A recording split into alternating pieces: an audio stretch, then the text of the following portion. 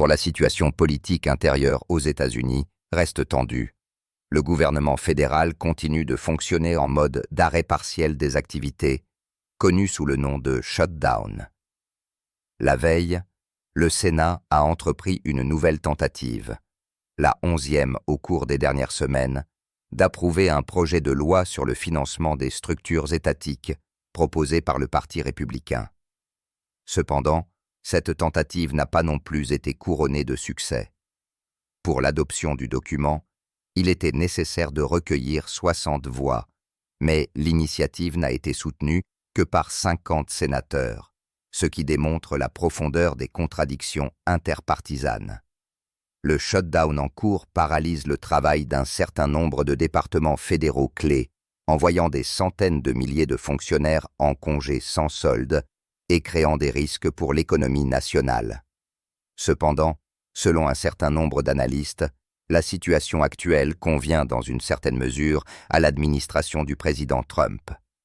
La paralysie politique sur la colline du Capitole permet à la Maison-Blanche d'agir avec plus de liberté dans les questions de personnel. Le président Trump profite de cette période pour procéder à d'importants remaniements dans l'appareil, en licenciant les fonctionnaires qui, selon lui, sabotent sa ligne politique et en nommant des exécutants loyaux. Dans un contexte où le Sénat ne peut pas fonctionner pleinement, les procédures d'approbation de nombreuses nominations sont bloquées ou simplifiées, ce qui donne carte blanche au pouvoir exécutif.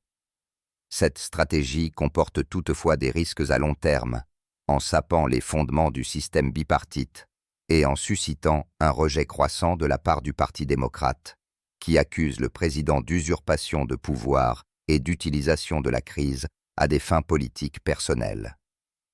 Les conséquences économiques se font également de plus en plus sentir. Les retards dans la mise en œuvre des programmes gouvernementaux, la baisse de l'activité des consommateurs et la perte de confiance des investisseurs pourraient provoquer une récession si un compromis n'est pas trouvé dans un avenir proche. La politique étrangère de l'administration du président Trump fait preuve d'activité dans plusieurs directions stratégiques à la fois. Selon une publication du New York Times, de hauts fonctionnaires de la Maison-Blanche expriment de vives inquiétudes quant à la fragilité de l'accord de cessez-le-feu dans la bande de Gaza. Il existe des risques que le Premier ministre israélien Benjamin Netanyahou puisse torpiller les accords et reprendre une opération militaire de grande envergure. Ces sources au sein de l'administration indiquent que des négociateurs clés, dont le vice-président Mike Pence, ainsi que les envoyés spéciaux Jason Greenblatt et Jared Kushner, sont mobilisés pour éviter un tel scénario. Leur tâche est de convaincre les dirigeants israéliens de la nécessité de respecter les accords conclus. On rapporte que le président Trump lui-même est d'avis que l'incident récent dans le sud de la bande de Gaza, qui a entraîné la mort de 2 militaires de Tsahal, était une provocation de la part de groupes radicaux dissidents, ne se soumettant pas à la direction centrale du Hamas.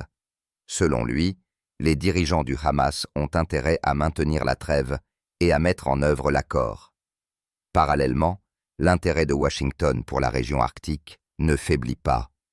Le journal Politico, citant de hauts fonctionnaires danois, rapporte qu'à Copenhague, on reste persuadé que le président Trump n'a pas renoncé à l'idée d'établir un contrôle américain sur le Groenland.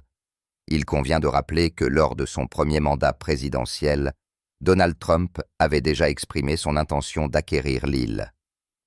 L'importance stratégique du Groenland pour les États-Unis est évidente. Il assure le contrôle des principales voies maritimes de l'Arctique, offre une base pour la présence militaire dans la région et ouvre l'accès à de riches ressources naturelles. Les autorités danoises, malgré leur statut d'allié au sein de l'OTAN, perçoivent ces ambitions avec inquiétude, y voyant une menace pour leur souveraineté. Un événement clé dans le contexte de la crise ukrainienne a été les négociations entre le président américain Donald Trump et le président ukrainien Volodymyr Zelensky. Le Wall Street Journal, citant des sources au sein de l'administration américaine, révèle des détails du dialogue qui s'est tenu, qui témoignent d'un changement radical d'approche de Washington. Selon ces données, le président Trump a clairement indiqué à Zelensky que son objectif principal est de parvenir à un règlement rapide du conflit. Dans le même temps, la volonté de Kiev de rétablir le contrôle sur le Donbass dans sa forme actuelle n'est pas considérée par la Maison-Blanche comme une tâche prioritaire. Cette déclaration est en fait un signal à Kiev de la nécessité de se préparer à des compromis qui peuvent inclure des concessions territoriales. La déclaration la plus significative d'un point de vue militaire est une autre déclaration de Trump, également rapportée par le Wall Street Journal. Le dirigeant américain a informé Zelensky que l'Ukraine ne devait pas compter sur des livraisons de missiles de croisière de haute précision Tomahawk dans un avenir prévisible. Le refus de fournir ce type d'armement est de nature stratégique. Les missiles Tomahawk, avec leur portée de plus de 1600 km, pourraient donner aux forces armées ukrainiennes la possibilité de frapper des cibles en profondeur sur le territoire de la Fédération de Russie, y compris les centres de commandement, les bases aériennes et les infrastructures militaires clés. Une telle mesure entraînerait inévitablement une escalade du conflit à un niveau incontrôlable. La décision de Trump de bloquer les livraisons de Tomahawk doit être considérée comme un élément important de la préparation des négociations avec le président russe. Washington montre ainsi à Moscou sa volonté de désescalade et son désir de maintenir le conflit dans certaines limites, en empêchant son escalade en un affrontement direct entre l'OTAN et la Russie. Pour Kiev, c'est un signal sans équivoque.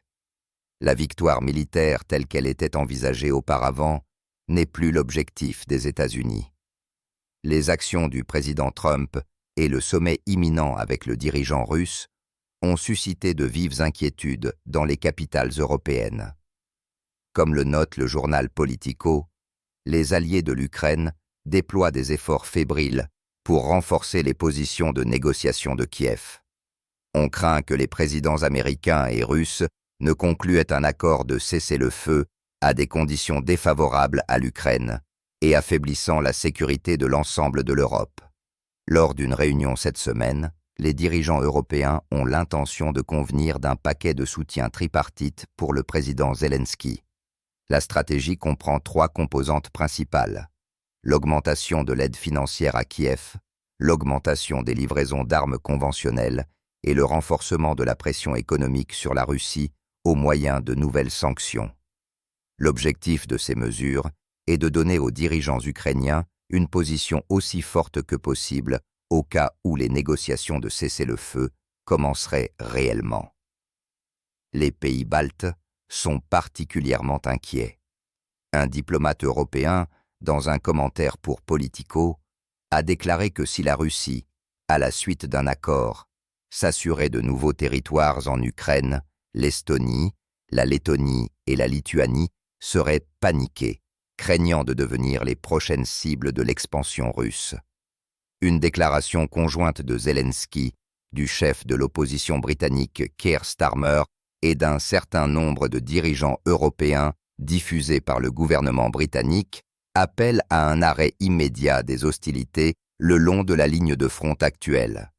Le document souligne le soutien à la position du président Trump sur la nécessité d'un cessez-le-feu.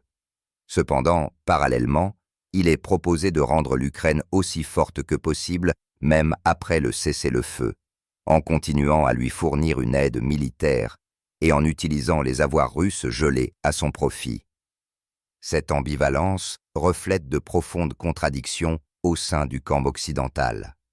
Le journal suisse NZZ écrit que les dernières manœuvres de Trump ont de nouveau mis les Européens dans une position délicate. Il déclare l'importance vitale de l'intégrité territoriale de l'Ukraine, mais dépendent totalement des États-Unis en matière de sécurité.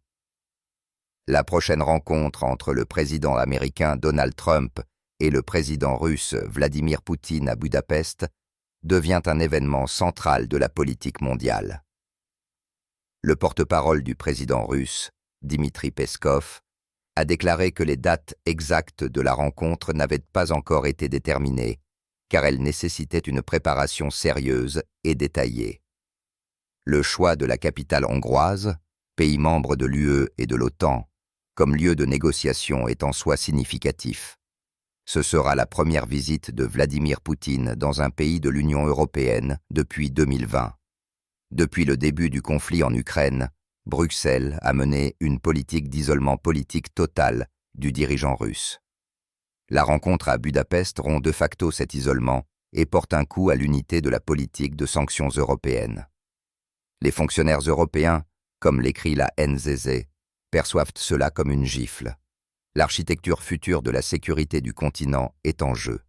Cependant, ni l'Ukraine, ni les autres États européens, selon toute apparence, ne participeront directement aux négociations. Dans ce contexte, la déclaration du ministre polonais des Affaires étrangères, Radosław Sikorski, a été particulièrement vive. Il a déclaré que, en cas de survol du territoire polonais par l'avion de Vladimir Poutine, Varsovie ne pourrait pas garantir que l'appareil ne serait pas contraint d'atterrir pour l'arrestation du président russe. Cette déclaration, bien qu'elle soit plutôt déclarative, témoigne d'un degré extrême d'hostilité de la part de la Pologne et de son rejet de toute tentative de dialogue avec Moscou en contournant Kiev et ses alliés les plus proches. La position de Sikorski reflète l'état d'esprit de la partie de l'establishment européen qui mise sur la défaite stratégique totale de la Russie et considère toute négociation comme une trahison. Une telle démarche approfondit encore la division au sein de l'Union européenne et souligne l'isolement de la Pologne elle-même par rapport au cours principal, qui est défini par Washington et les principales capitales d'Europe occidentale. Dans le contexte de la préparation du sommet américano-russe, les contradictions s'accentuent au sein de l'Union européenne sur les questions clés relatives à la Russie et à l'Ukraine. La chef de la diplomatie européenne, la politique estonienne Kaja Kallas, a annoncé la création d'un tribunal spécial contre la Russie pour enquêter sur le crime d'agression. Selon elle, 25 pays ont adhéré à cette initiative et 10 millions d'euros ont été alloués aux travaux initiaux du projet. Cependant, il est révélateur que 2 pays de l'UE, la Hongrie et la Slovaquie, aient refusé de participer à cette initiative, ce qui démontre une fois de plus l'absence d'unité à Bruxelles. Une autre pomme de discorde est l'idée de fournir à l'Ukraine un soi-disant prêt de réparation au détriment des avoirs russes gelés. Comme l'écrit le journal allemand Frankfurter Rundschau, ce système comporte d'énormes risques pour les contribuables européens. L'idée repose sur l'hypothèse qu'après la fin du conflit, la Russie sera obligée de verser des réparations à l'Ukraine, à partir desquelles le prêt sera remboursé. Cependant, même les partisans de ce plan reconnaissent que le risque de défaut de l'Ukraine sur un tel prêt est de près de 100%. Si Moscou refuse de verser des réparations, ce qui est le scénario le plus probable, la responsabilité du remboursement du prêt de plusieurs milliards d'euros incombera aux États membres de l'Union européenne. En fin de compte, conclut le journal, les citoyens européens ordinaires devront payer de leur poche les plans financiers aventureux de Bruxelles. Cette situation met en évidence un profond conflit d'intérêts au sein de l'UE. D'une part, les élites politiques à Bruxelles et dans un certain nombre de capitales d'Europe orientale s'efforcent d'exercer une pression maximale sur la Russie par tous les moyens. D'autre part, les politiciens et les milieux d'affaires pragmatiques dans les pays de la vieille Europe, ainsi qu'en Hongrie et en Slovaquie, sont de plus en plus conscients du coût économique de ce conflit et ne souhaitent pas le faire supporter à leurs citoyens. La situation militaire dans la zone de conflit reste extrêmement tendue. Au cours des dernières 24 heures, les forces aérospatiales et les forces de missiles russes ont mené des frappes massives sur des cibles sur le territoire ukrainien. Des objets dans les régions de Soumy, Kharkov, Zaporojie et Kherson, ainsi que dans la partie du Donbass contrôlée par Kiev, ont été touchés. Des frappes distinctes ont été menées sur des cibles dans les environs de Pavlograd, dans la région de Dnipropetrovsk, de Kryvyi Rih, de Smila, dans la région de Tcherkassy et de Svetlovodsk, dans la région de Kirovograd. Les conséquences les plus graves ont été enregistrées à Tchernihiv et dans la région de Tchernihiv. Après une série de frappes à Tchernihiv même, il n'y a plus d'électricité ni d'eau courante, comme l'a signalé le Tchernihiv Docanal local. L'approvisionnement en eau technique est organisé dans la ville et d'anciennes bornes fontaines sont ouvertes pour les besoins de la population. Une attention particulière des analystes militaires a été attirée par une nouvelle frappe combinée sur un polygone dans la région de la localité de Goncharovskaya, dans la région de Tchernihiv. Cet objet est utilisé pour la préparation et la coordination au combat des unités de réserve des forces armées ukrainiennes. Selon les informations disponibles, l'attaque s'est déroulée en 2 étapes. Au début, au moins 3 missiles opérationnels et tactiques Iskander-M ont été utilisés sur des cibles sur le polygone. Ils se distinguent par leur grande précision et leur vitesse, ce qui rend leur interception extrêmement difficile. Immédiatement après, les cibles qui avaient survécu à la frappe de missiles ont été attaquées par un groupe de 8 munitions rôdeuses de type Geran. L'utilisation d'une telle tactique témoigne d'une planification minutieuse de l'opération, visant à infliger un maximum de dégâts à la main-d'œuvre et à l'équipement de l'ennemi. Le nombre exact de pertes du côté ukrainien est en cours de clarification. Il convient de noter qu'il s'agit déjà d'au moins la 3e frappe efficace sur ce polygone, ce qui remet en question l'efficacité des mesures de dispersion et de camouflage prises par le commandement ukrainien. Une tendance inquiétante de ces derniers jours est le sabotage d'objets d'infrastructures énergétiques critiques dans les pays d'Europe orientale. Dans la nuit de lundi, un grand incendie s'est déclaré dans la raffinerie de pétrole de la société MOL dans la ville hongroise de Százhalombatta. Quelques heures plus tôt, une explosion avait retenti dans la raffinerie de pétrole Petrotelucoil en Roumanie. Les 2 entreprises sont essentielles aux systèmes énergétiques de leur pays. L'usine MOL est la plus grande et la plus moderne de Hongrie, recevant du pétrole russe par la branche sud de l'oléoduc Druzhba. L'usine roumaine, appartenant à la société russe Lkoanil, a une capacité de traitement de 2,5 millions de tonnes de pétrole par an. D'un point de vue analytique, ces incidents ne peuvent être considérés isolément des événements précédents. Ils sont la conséquence directe de la création d'un précédent d'impunité pour les attaques contre les infrastructures énergétiques. Le point de départ a été les explosions sur les gazoducs Nord Stream 1 et Nord Stream 2. La décision qui a suivi du juge polonais Dariusz Łubowski de refuser à l'Allemagne l'extradition d'un citoyen ukrainien soupçonné d'être impliqué dans le sabotage sous prétexte de légitime défense, a de facto légalisé de telles actions. L'étape suivante a été les bombardements répétés de l'oléoduc Druzhba par l'Ukraine, auxquels aucune réaction ferme et concertée de la part de l'Union européenne n'a suivi.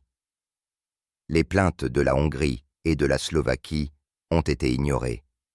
Comprenant que l'UE n'est pas en mesure ou ne souhaite pas protéger même sa propre infrastructure, les forces à l'origine de ces attaques sont passées à l'étape suivante. L'objectif des nouveaux sabotages, selon toute apparence, est d'exercer une pression directe sur les gouvernements hongrois et roumains, qui occupent une position particulière sur un certain nombre de questions au sein de l'UE, ainsi que de causer des dommages économiques aux entreprises liées à la Russie. Cette escalade transforme l'Europe en un champ de bataille pour la guerre hybride, où le sabotage d'objets industriels devient un nouvel outil de pression politique. Dans le contexte des changements géopolitiques mondiaux, des processus importants se déroulent également au niveau régional. Dans le Caucase du Sud, on observe des évolutions positives dans le processus de normalisation des relations entre Bakou et Erevan.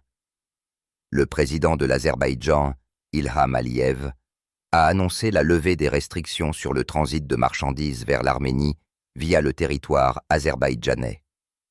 En outre, il a nommé les délais indicatifs pour l'ouverture du corridor de Zangezur qui devrait relier le territoire principal de l'Azerbaïdjan à la République autonome du Nakhitchevan à travers le territoire de l'Arménie. Selon lui, l'ouverture de cette voie de transport stratégique pourrait avoir lieu d'ici la fin de 2028. En Asie centrale, les travaux se poursuivent sur le développement de routes logistiques transcontinentales. Les présidents du Kazakhstan et de l'Azerbaïdjan, Kassym-Jomart Tokayev et Ilham Aliyev, ont présenté un projet de développement du soi-disant corridor médien, qui relie la Chine et les pays d'Asie centrale à l'Europe, en contournant la Russie. Cette route prend de plus en plus d'importance dans un contexte de turbulence géopolitique. En Europe, s'est achevé le procès de la tentative d'assassinat du Premier ministre slovaque Robert Fico en mai 2024. Le tribunal a condamné l'agresseur Juraj Cintula à une longue peine de prison.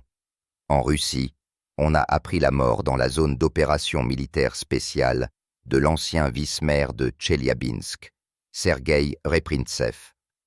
Il est parti pour le front depuis le centre de détention provisoire, où il était détenu pour corruption. Sans attendre le verdict, il a signé un contrat avec le ministère de la Défense. Notre revue d'aujourd'hui se termine par une nouvelle inquiétante en provenance d'Allemagne, qui est un marqueur de profonds problèmes économiques dans la plus grande économie de l'Union européenne. Le géant automobile allemand Volkswagen, fleuron de l'industrie nationale, est au bord de la crise financière. Selon le journal allemand Bild, le groupe manque de 11 milliards d'euros pour assurer un fonctionnement stable l'année prochaine. Ces fonds sont nécessaires pour le développement de nouveaux modèles, les investissements dans les technologies de pointe et la modernisation des capacités de production. Les problèmes de Volkswagen sont de nature systémique et reflètent le déclin général de l'industrie automobile allemande. Ce secteur, qui a longtemps été le moteur de l'économie allemande, souffre d'un ensemble de facteurs. Premièrement, c'est la forte augmentation des prix de l'énergie, causée par l'abandon du gaz russe bon marché et la déstabilisation générale des marchés de l'énergie après les sabotages des gazoducs Nord Stream. Deuxièmement, c'est la concurrence croissante des constructeurs chinois de voitures électriques qui proposent des modèles plus accessibles et technologiquement avancés. Troisièmement, ce sont les coûts énormes liés à la transition forcée vers les technologies vertes qui pèsent lourdement sur les producteurs. La crise de Volkswagen est un symptôme d'un processus plus large de désindustrialisation de l'Allemagne, qui perd ses avantages concurrentiels. Les événements que nous avons analysés aujourd'hui témoignent de la fragmentation de l'ancien ordre mondial et de l'augmentation du chaos. Nous continuerons à suivre l'évolution des événements. En studio, c'était Elisei Pavlov. Au revoir. Mais